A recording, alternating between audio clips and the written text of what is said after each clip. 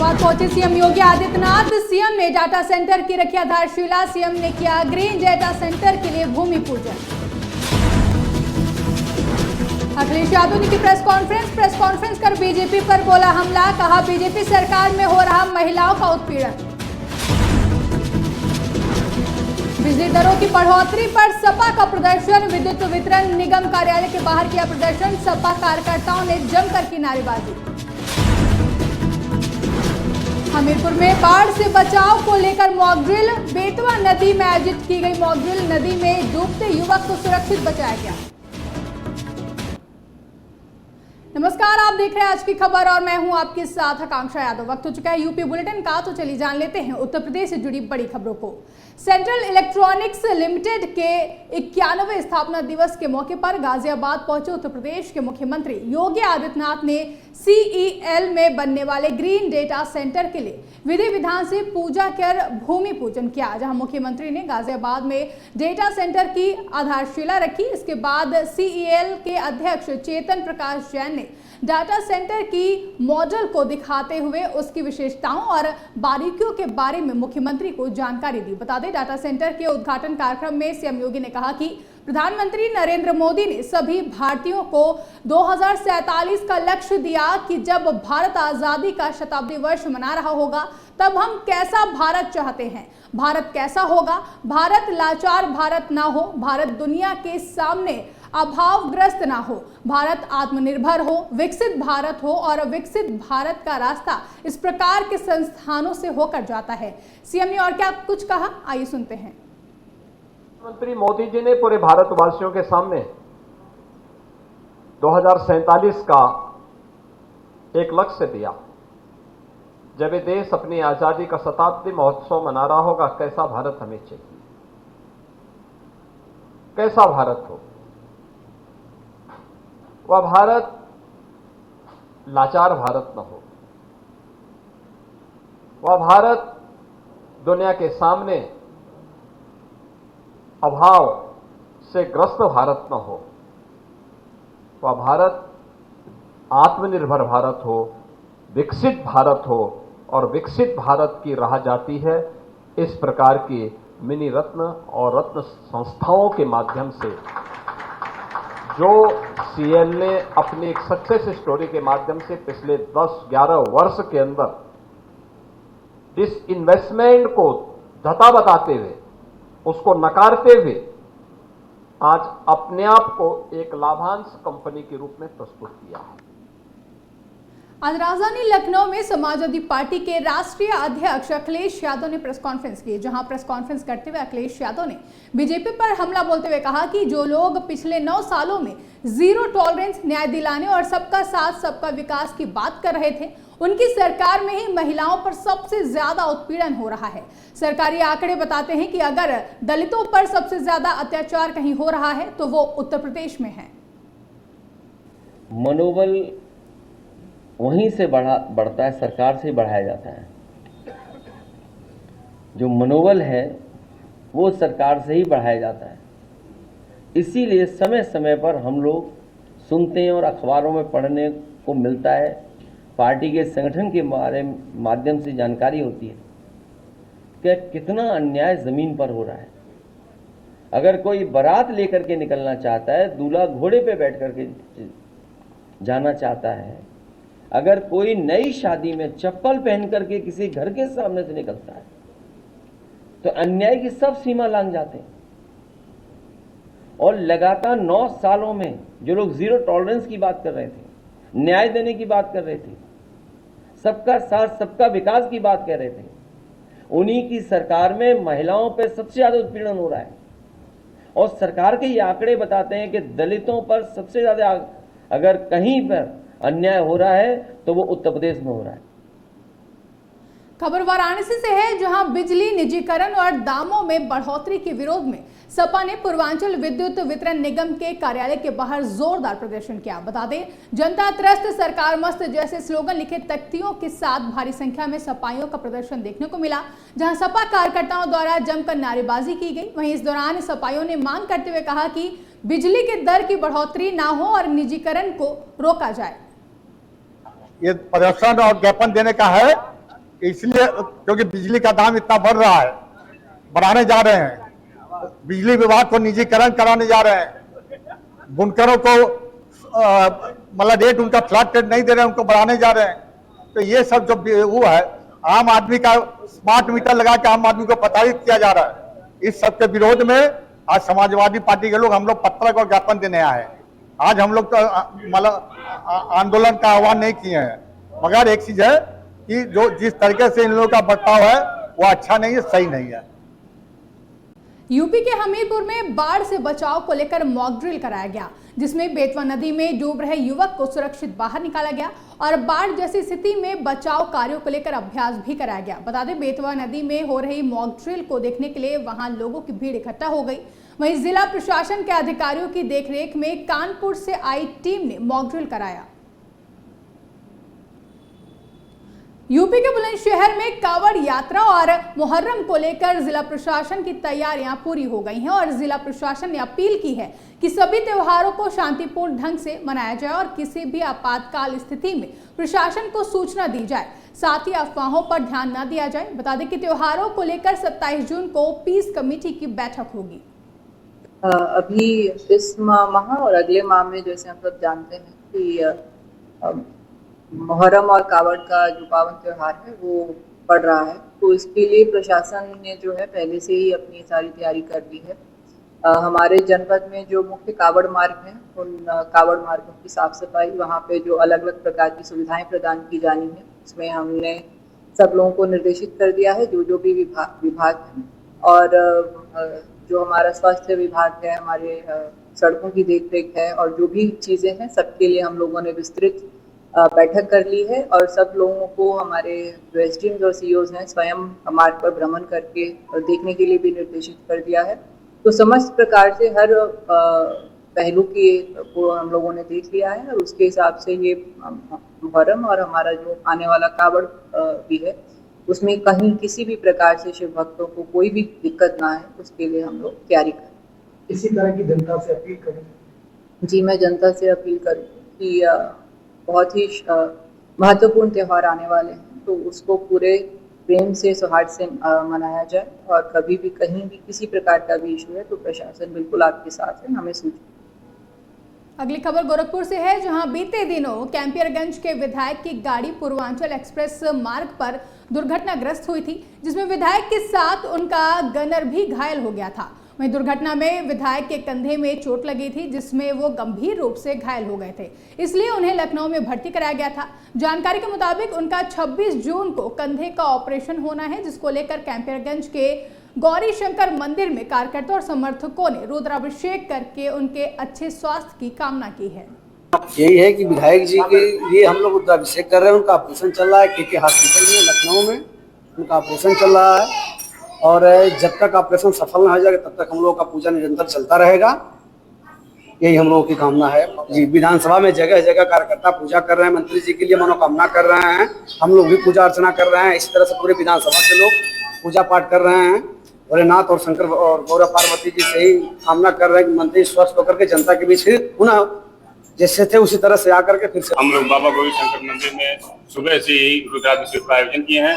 समस्त क्षेत्र की जनता, भारतीय जनता पार्टी के कार्यकर्ता, सभी लोग मनोकामना कर रहे हैं कि हमारे विधायक जी जल्द से जल्द स्वस्थ होकर के क्षेत्र के बीच आए, जनता के बीच आए। हम लोग की माननीय लोकप्रिय विधायक फतेह बहादुर सिंह जी का पिछले दिनों मार्ग दुर्घटना में आहत चोट लग गया था, जिससे क्षेत्र की जनता काफी आहत है और आज केके हॉस्पिटल लखनऊ में उनका ऑपरेशन होना है। तो जब तक ऑपरेशन सफल नहीं हो जाएगा तब तक हम लोग यहाँ गौरी शंकर मंदिर में रुद्राभिषेक और पूजा अर्चना का आयोजन किए हैं, तब तक लगातार चलता रहेगा पूजा अर्चना। और जब ऑपरेशन सफल हो जाएगा, उसकी सूचना हम लोगों को प्राप्त होगी, तब पूजा संपन्न होगा। क्या मनोकामना करना? हमारी मंगल कामना यह है कि माननीय मंत्री जी जल्द से जल्द स्वस्थ होकर हम लोगों के बीच आएं और अपने क्षेत्र की जनता का मार्गदर्शन करें, यही हम लोगों की कामना।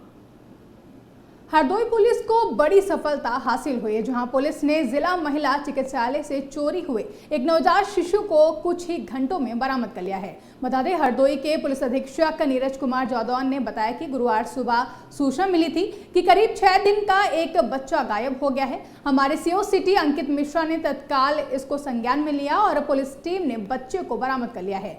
बच्चे को चोरी करने वाली महिला को गिरफ्तार कर लिया गया है। महिला एक प्राइवेट अस्पताल में काम करती है और उससे पुलिस पूछताछ कर रही है कि आखिर उसने बच्चे को क्यों चुराया। साथ ही ये भी पूछा जा रहा है कि वो बच्चे के साथ क्या करना चाहती थी। हर एंगल से पुलिस जांच कर रही है। बच्चा मिलने के बाद पिता ने पुलिस को धन्यवाद किया। आज अर्ली मॉर्निंग तो पुलिस को सूचना मिली थी कि करीब 6 दिन का बच्चा यहाँ से गायब हो गया। उसको तत्काल हमारे सीओ सिटी अंकित मिश्रा ने संज्ञान लिया, तत्काल टीम लगी और उस बच्चे को अभी कुछ समय पहले पुलिस ने बरामद किया और 6 दिन के इस बच्चे को उसकी माँ को सुपुर्द किया गया। तो माँ और पूरे घर वाले बहुत खुश हैं। और उसमें एक महिला जिसने अर्ली मॉर्निंग आके यहाँ पे उस बच्चे को यहाँ से चोरी किया था, उसको पुलिस ने हिरासत में लिया। ये बगल के एक प्राइवेट हॉस्पिटल में काम करती है।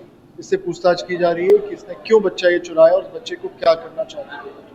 हर एंगल पे पुलिस जांच करेगी, कहीं बच्चा को बेचना तो नहीं चाहती या किसी अन्य कारण से उसने चुराया। जो भी कुछ कारण हो, पुलिस पूरी तह तक जाएगी और उस पर कठोर कार्रवाई इस महिला के विरुद्ध की जाएगी और इसके अगर कोई और भी सदस्य हैं तो उनके विरुद्ध भी कार्रवाई की जाएगी। पूरी टीम ने, हमारे सीओ साहब अंकित मिश्रा, उनकी पूरी टीम, इंस्पेक्टर साहब, हमारे चौकी इंचार्ज विश्वास, सबने बहुत ज़्यादा मेहनत की है। इस पूरी टीम को मेरी ओर से 25,000 रुपये इनाम की घोषणा की जाती है।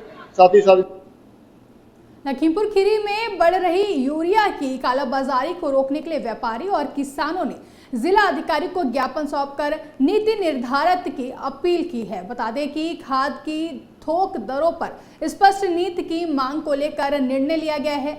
आपको बता दें कि यूरिया की लागत 285 रुपए है और सरकार का रेट 266.50 रुपए है, जिसकी वजह से खुदरा व्यापारियों को घाटा हो रहा है।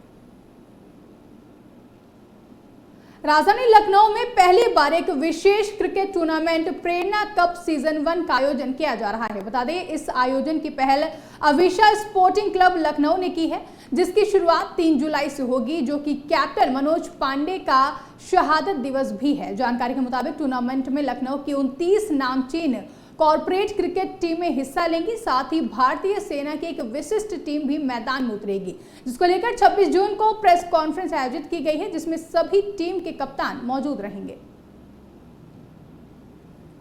मिर्जापुर से एक चौंकाने वाला मामला सामने आया है, जहां एक पिता ने अपने ही बेटे रविशंकर यादव पर तहसील दिवस के दिन फर्जी पत्रकार होने का आरोप लगाया, जिसको लेकर जिलाधिकारी ने पत्रकार रविशंकर के ऊपर जांच बिठाई, लेकिन सूचना अधिकारी की पुष्टि से ये मामला साफ हो गया है। बता दें, रविशंकर 2019 से पत्रकारिता कर रहे हैं और उनकी इस क्षेत्र में अच्छी छवि है। वहीं परिवार में चल रहे विवाद की वजह से पिता ने अपने बेटे पर यह आरोप लगाया था। मेरा परिचय श्री चंद्र यादव है। मैं रविशंकर यादव पत्रकार का पिता हूँ। क्या मामला आया जब जिलाधिकारी? मामला ये है जिलाधिकारी के यहाँ मैं इसलिए आया हूँ कि रविशंकर यादव और हमारे में कुछ विवाद चल रहा था करीब लगभग 15 दिन से, और हमने रविशंकर के खिलाफ जिला अधिकारी महोदय के यहाँ एक प्रार्थना पत्र दिया था और कहा था कि मुझको प्रताड़ित किया जा रहा है। लेकिन इसमें माननीय नगर विधायक महोदय ने पिता को बुलाया, मुझको बुलाया और मेरे लड़कों रविशंकर को बुलाया, कैंप कार्यालय पर बुलाकर दोनों को बैठाए, पानी पिलाए और पानी पिलाने के बाद में दोनों को आपस में समझौता कराए। हमारा उसका कोई झगड़ा नहीं है और मैं ये भी लिख कर दिया था कि उसकी पत्नी की रजिस्ट्री लालगंज रजिस्ट्रार महोदय के यहाँ से न होने पावे, तो भी मैं आज लिख कर कलेक्टर महोदय को। सहारनपुर में लोगों को एक अलग प्रकार की पुलिस की छवि दीवारों पर देखने को मिल रही है। बता दें, सहारनपुर पुलिस लाइन की दीवारों को इस तरीके से पेंट किया गया है जिससे कि पुलिस अपनी छवि को सुधारने की कोशिश कर रही हो। दरअसल लगातार कुछ पुलिस कर्मियों के कारण पुलिस की छवि लगातार धूमिल हो रही है, जिसके बाद सहारनपुर पुलिस ने पहली बार पुलिस की छवि को सुधारने के लिए एक ऐसा प्रयास किया है, जिसे लेकर एसपी सिटी व्योम बिंदल ने बताया कि पुलिस लाइन में कुछ दीवारों पर पेंटिंग बनाई गई है, क्योंकि यहां पर आम लोगों की आवाजाही सहित रिक्रूटर्स ट्रेनिंग के लिए आए हुए हैं। दीवारों पर बनाई गई इन पेंटिंग्स में अलग अलग पुलिस का रोल दिखाया गया है, जिससे पुलिस के द्वारा एक पॉजिटिव संदेश यहाँ पर दिया जा रहा है। जो पुलिस लाइन में जो परेड ग्राउंड है उसके दीवार पे आपने देखा होगा कुछ पेंटिंग बनाई गई है। तो उसके बारे में जैसे आपको पता है कि यहाँ पर आम जनता भी आती है और उसके अतिरिक्त अभी जो है यहाँ पर सिपाही के जो रिक्रूट्स हैं वो भी यहाँ पर ठहरे हुए हैं। तो ऐसे में ये जो पेंटिंग्स हैं इसमें अलग अलग जो है पुलिस का रोल दिखाया गया है। एक जगह उनको परेड करते हुए दिखाया गया है, दूसरी जगह उनको जो है आम सिटीजन्स की हेल्प करते हुए दिखाया गया है। तो इससे जो है एक पॉजिटिव संदेश जो है यहाँ पर आने वाले जो आगंतुक है उनमें और जो नए रिक्रूट्स हैं उनके ऊपर पड़ेगा। और मुझे ऐसा लगता है कि पुलिस की छवि को अच्छा करने में एक अच्छा कदम है। उन्नाव में लगातार हो रही बारिश से गंगा किनारे बसे क्षेत्रों में बाढ़ की आशंका को देखते हुए प्रशासन ने सतर्कता बढ़ा दी है। बता दें कि शुक्लागंज की मिश्रा कॉलोनी में आज मॉक ड्रिल का आयोजन किया गया। साथ ही इस मॉक ड्रिल में नाव दुर्घटना की स्थिति का अभ्यास भी किया जाएगा, जिसमें डूबते लोगों को लाइफ जैकेट और बोट की मदद से बचाने का प्रदर्शन किया जाएगा, जिस पर जिलाधिकारी सुशील कुमार गौड़ ने बताया कि गंगा किनारे के संवेदनशील इलाकों की निगरानी को बढ़ाया जाएगा। आज शासन के निर्देश में जनपद उन्नाव में 4 तहसीलों में मॉक ड्रिल का आयोजन किया गया। उसी के संदर्भ में आज सदर तहसील में मिश्रा घाट पे हम लोग उपस्थित हुए हैं। मॉक ड्रिल का आयोजन इसलिए किया गया है कि ताकि यहाँ के जो आसपास के लोग हैं जो बाढ़ से प्रभावित होते हैं, इनको बाढ़ के समय किस तरीके से अपने को सुरक्षित रखना है और प्रशासन उनकी कैसे मदद करता है, उसी के संदर्भ में आज आयोजन किया गया, जिसमें सभी विभागों के अगर बात करें तो पीएससी की पूरी टीम थी, पुलिस के भी लोग थे, यहाँ पे फायर से लोग थे और यहाँ पे एम्बुलेंस की व्यवस्था की गई थी, मेडिकल टीम पूरी थी। सभी तरीके से तैयारियां जो भी बाढ़ से रिलेटेड हो सकती हैं उसके संदर्भ में हम लोग आयोजित किए गए। इसके तहत हम लोग कुछ लोगों को नाव में बैठाकर गंगा जी में अपना हो गए, जहाँ नाव पलटने की कार्रवाई की गई, उसके फिर बचा के उनको हम लोग हॉस्पिटल भेजने की कार्रवाई किए हैं। सभी आम जनमानस से यहाँ अनुरोध किया गया है कि आप इस मॉक ड्रिल के तहत अधिक से अधिक लोगों को जागरूक करें कि बाढ़ के दौरान अपने आप को सुरक्षित रखते हुए कैसे अपने पशुओं को भी सुरक्षित रखना है। स्नेक बाइट की जो घटनाएं होती हैं उससे भी लोगों को जागरूक किया गया है मेडिकल टीम के द्वारा। कोशिश यही है कि अपने जनपद उन्नाव में अगर बाढ़ से संबंधित कोई ऐसी स्थिति आती है तो उसको बेहतर से बेहतर हम लोगों को सुविधा मुहैया कराया करें, ताकि आम जनमानस सुरक्षित रह सके और सभी की इसमें सहभागिता भी। वाराणसी की दाल मंडी की चौड़ीकरण का मामला एक बार फिर से विवादों में घिरता नजर आ रहा है। आपको बता दें कि अंजुमन इंतजामिया मस्जिद कमेटी ने वाराणसी प्रशासन और पीडब्ल्यूडी को नोटिस भेजा है, जिसमें उन्होंने प्रशासन और पीडब्ल्यूडी से पूछा है कि बिना हमारी जानकारी के वहां निशान कैसे लगाया। उनका कहना है कि हम किसी भी कीमत पर अपनी मस्जिद नहीं देंगे। हमें बिना जानने के कहीं भी कोई भी प्रशासन कार्रवाई करती है या कोई भी विभाग आता है तो पहले सूचना देता है। मस्जिद कमेटी को तो सूचना दिया ही नहीं और चले गए नापने के लिए, और कैसे उन्होंने 4.70 मीटर कह दिया कि यह अवैध है। ये तो गलत बात है। इसीलिए हमें उनको बाकायदा लेटर भेजा है कि आप हमें बताइए कि किस आधार पे और क्या आपके पास रीज़न है, क्या उसके औचित्य है कि आप इस पे हमारे साथ इस तरह के अन्याय करते। किसको किसको नोटिस भेजा है सर आपने? पीडब्ल्यूडी के अधिशासी अभियंता और डीएम साहब, कमिश्नर साहब और नगर आयुक्त। बनारस के हिंदू विश्वविद्यालय से संबंधित डीएवी पीजी कॉलेज में इन दिनों महा घोटाला सामने आया है, जहां कॉलेज के प्रबंधक पर कॉलेज की जमीन को गलत तरीके से लीज पर देने का आरोप लगा है। बता दें, ये मामला तब सामने आया जब बीएचयू के एक छात्र ने अपने खून से लिखा पत्र प्रधानमंत्री नरेंद्र मोदी को भेजा और आरोप लगाया कि घोटाले का विरोध करने पर उसे जान से मारने की धमकी दी जा रही है, जिस पर प्रशासन ने 2 सदस्यों की एक जांच समिति का गठन किया है। साथ ही प्रशासन ने जल्द ही रिपोर्ट सौंपने का आदेश भी दिया है। डीएवी कॉलेज बीएचयू से संबद्ध है और जिसमें महा घोटाले का वहाँ के प्रबंधक अजीत यादव पर महा घोटाले का आरोप है और उन्होंने ज़मीन का और वैकेंसी में भी कई 100 करोड़ के लगभग में घोटाले का उन्होंने कार्य किया है, जिसके खिलाफ में आज अपने खून से माननीय प्रधानमंत्री नरेंद्र मोदी जी को हमने पत्र लिखने का कार्य किया और इस पत्र के माध्यम से मैं देश के यशस्वी प्रधानमंत्री जी से गुहार लगाना चाहता हूं, निवेदन करता हूं कि इस मामले का उच्च स्तरीय जांच हो और जो भी इसमें दोषी पाए जा रहे हैं, जो भी घोटाला के साजिश में हैं, उन लोगों को सजा दिया जाए। हाँ, इसमें जितने भी संलिप्त लोग हैं, जैसे कि जियाउद्दीन और वहाँ के अजीत यादव और समाजवादी के नेतागण इसमें बार बार जान से मारने तक की धमकी दे रहे हैं और लगातार फ़ोन से व्यक्तिगत रूप से मिलकर के वो साजिश रचते हुए, और ये भी उनका कहना है कि कभी भी कुछ भी कर सकते हैं हम लोग, जानलेवा हमला करने का उन लोग का साजिश है। फिलहाल के लिए यूपी बुलेटिन में बस इतना ही। उत्तर प्रदेश से जुड़ी ऐसी ही तमाम बड़ी खबरों के लिए आप देखते रहें आज की खबर।